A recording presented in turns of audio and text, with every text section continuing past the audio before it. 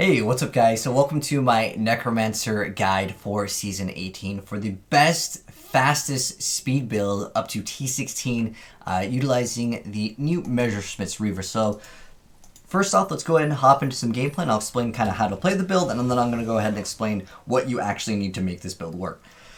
So basically, we're able to freeze our enemies, and we just take no damage for a short amount of time. So we're going to go ahead and cast it once we see like a decent little size group. And once again, just walk up to the enemies because you're not going to be taking any damage because you have Rathmas. And also, Frozen Lands pretty much will have 100% uptime.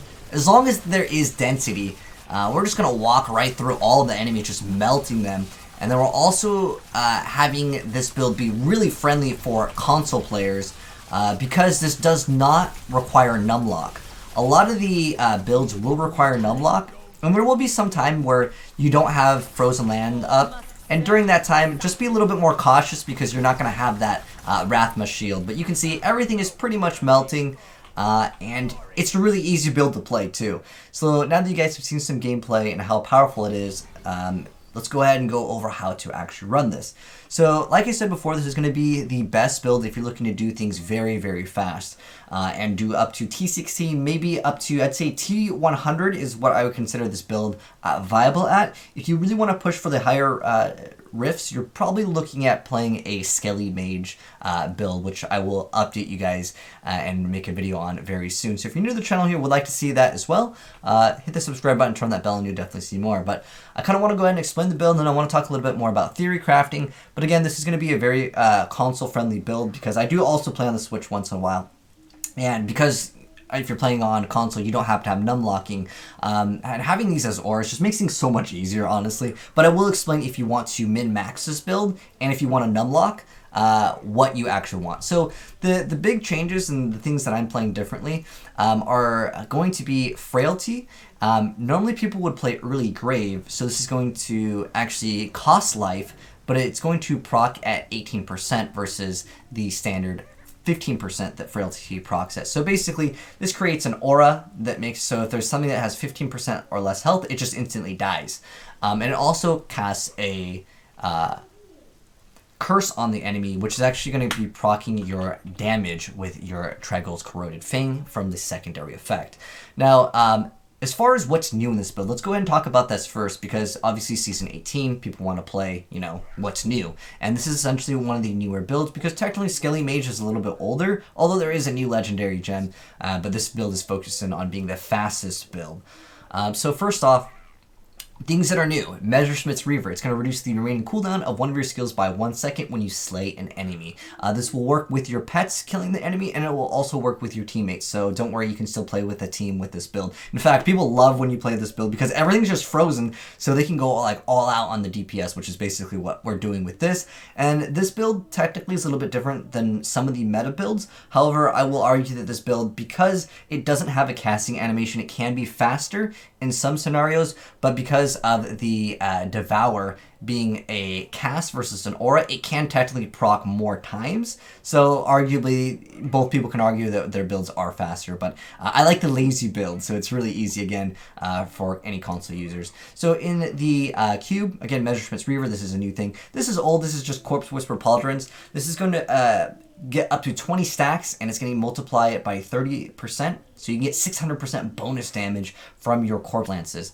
And then we also have Squirt's Necklace. This is another new thing for Season 18, where when you're not taking damage, the damage dealt is increased by up to 100%, and damage taken is increased by up to 50%. So you're going to be taking more damage, but you're going to deal more damage. But like I mentioned before, as soon as we activate that Land of the Dead, we will be getting that Rathma shield. So for 4 seconds, we're not going to be actually losing any life, but we do want to lose life, but not by taking damage, and that's going to actually work well with Blood is Power. And don't worry, I will show you guys all of the skills. I just want to explain some of the things first. So we went over the cube. The next thing I want to go over is the gems really quick. So the gems that we want are the Gogok of Swiftness. So this is going to give you cooldown reduction, and it's going to give you attack speed, and it also will let you dodge, because when you're dodging, you're not taking any damage, which is going to be good for, of course, our Squirt's Necklace.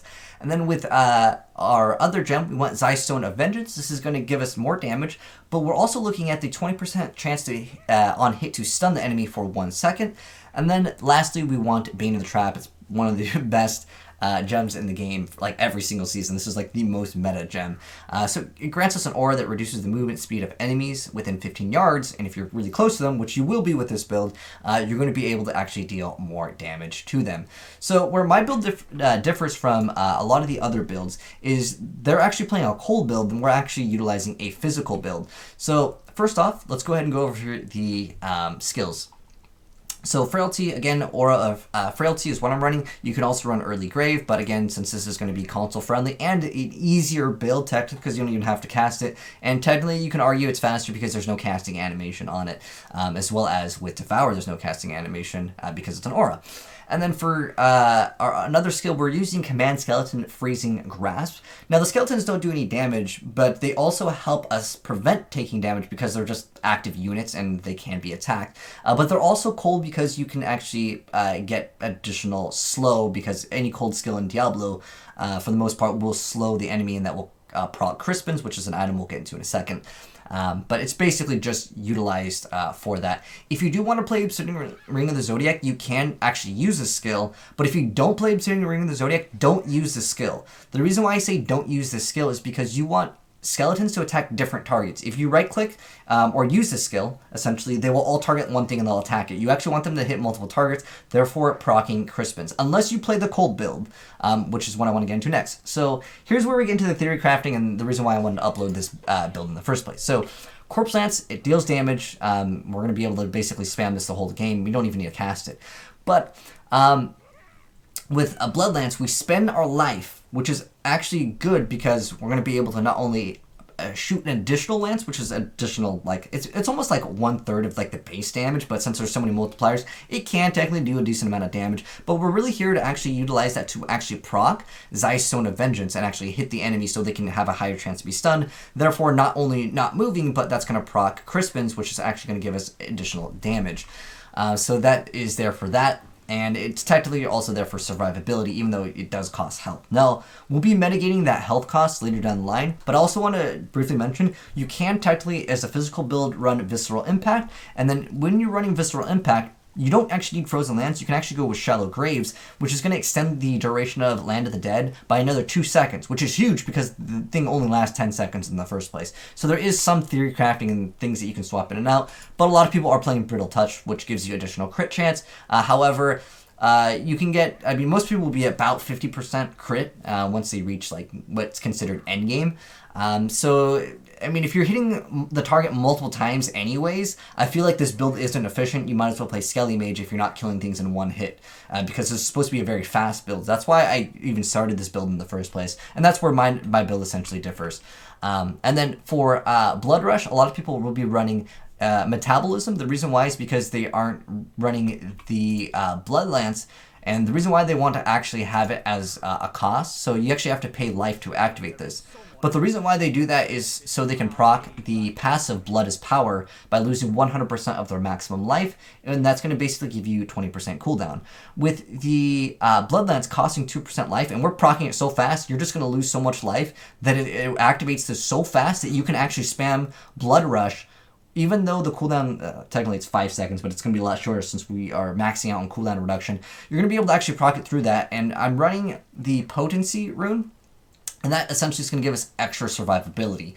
So this is where my build technically has a little bit more survivability because we are going to be going in to the front lines. And most of the time you won't be taking any damage, but it just helps out. And then for Land of the Dead, Frozen Lands, just because I like it when things don't move at all, because this build is technically still very squishy. That's kind of how Necromancer has always been. And then for our Aura, Devouring Aura, as that.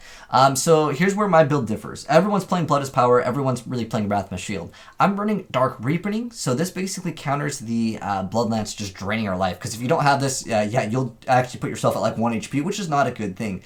I also wanted to mention something important. With Squirt's necklace, which is in our cube, it says, let me actually just go over, actually it's right here. So Squirt's necklace, damage dealt and taken is increased. But if you do something that costs life, like for example the Blood Rush, this will not actually, if you're, essentially what I should say is, a skill that's costing life does not count as you taking damage. So that will still keep this up, and that's why everything works very well with this build. But Rathma's Shield will make it so you can't lose life, which will not work. If something costs life, you can still use the thing that costs life, but it will not proc Blood as power. So technically with Rathma's Shield, you actually want to Rathma's Shield, go right up to the enemy, basically curse all of them with the aura, and then play a little cautious when Rathma's Shield goes out, because you're going to be losing life, to proc Blood as power to make it so you have Land of the Dead up a little bit more often here.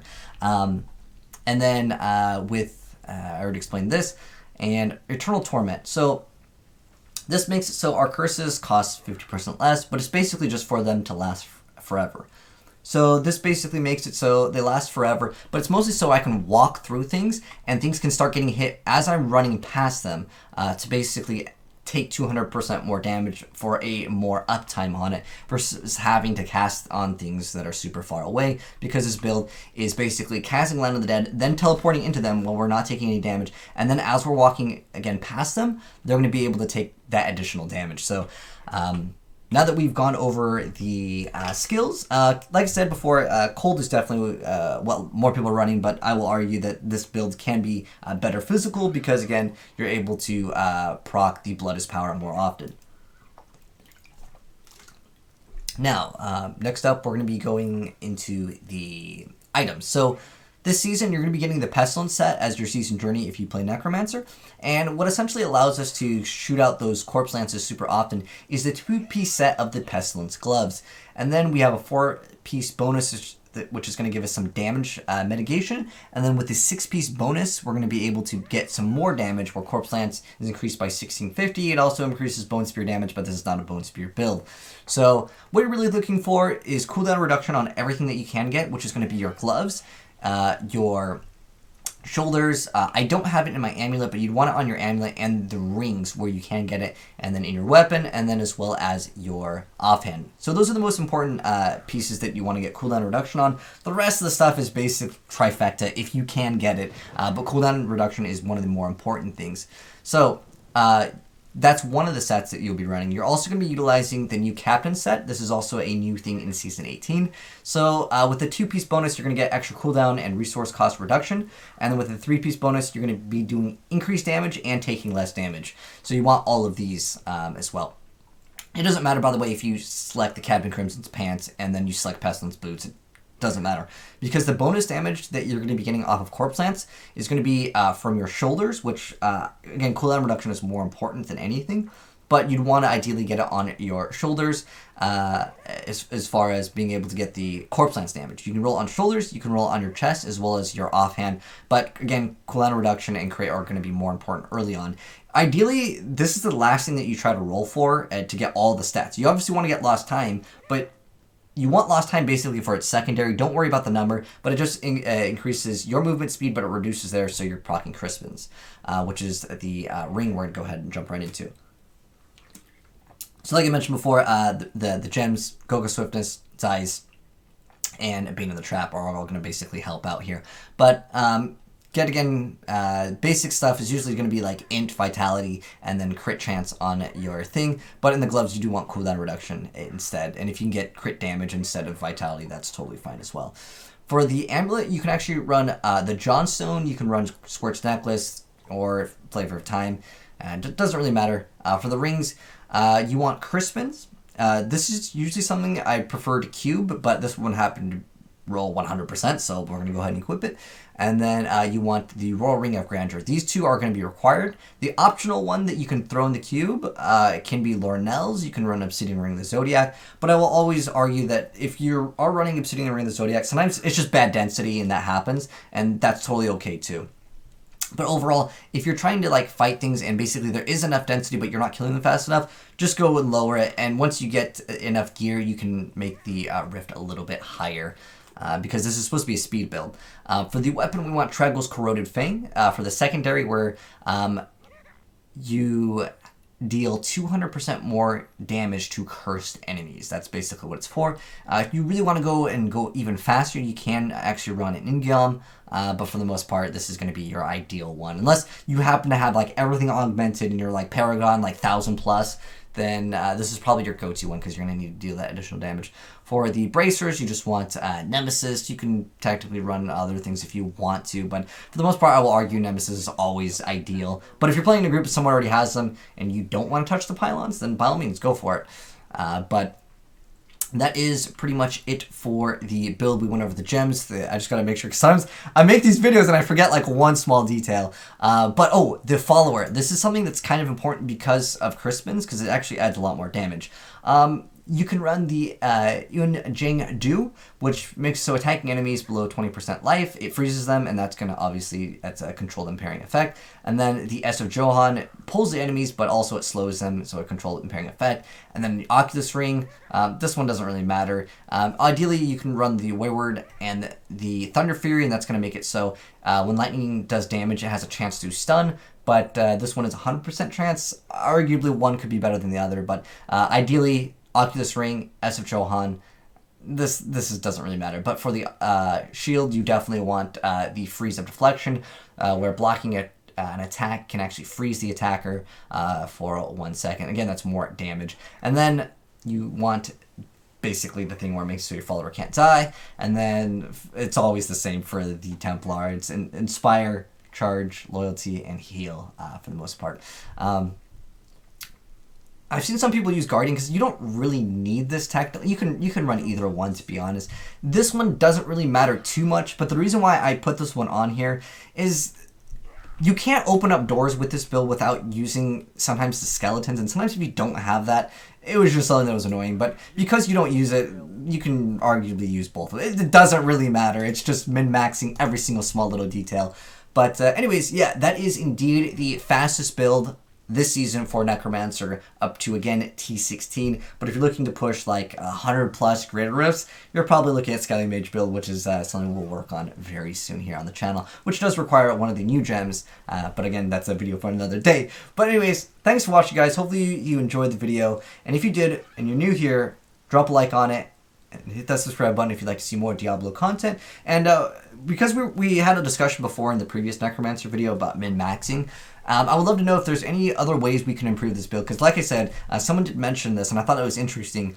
Instead of running Bloodlance, which you'd have to have something else that costs life technically with this, but if you did Visceral Impact, you could technically get additional time with instead of running Frozen Lands, because it doesn't freeze technically 100% of the time, whereas the other one should be stunning them, again, hopefully stunning them 100% of the time. And then you run Shallow Graves, and then you can have more of an uptime with that. But again, early on, by the way, you can definitely run Obsidian Ring the Zodiac. Again, it's just because I happen to have pretty much enough cooldowns, as you guys saw from the gameplay, to sustain it early on. But if you're dying, you can drop Eternal Torment and definitely run Final Service. Again, if you wanted to, I already explained the cold build, but I like the physical build better because, again, it procs Blood is Power so fast with the potency that pretty much you're going to have 100% increased armor for the entirety of it. When you don't happen to have the Rathma shield up, you just activate this and you have double armor. But anyways, thanks for watching, guys. Have a good one, and I'll see you guys soon. Peace.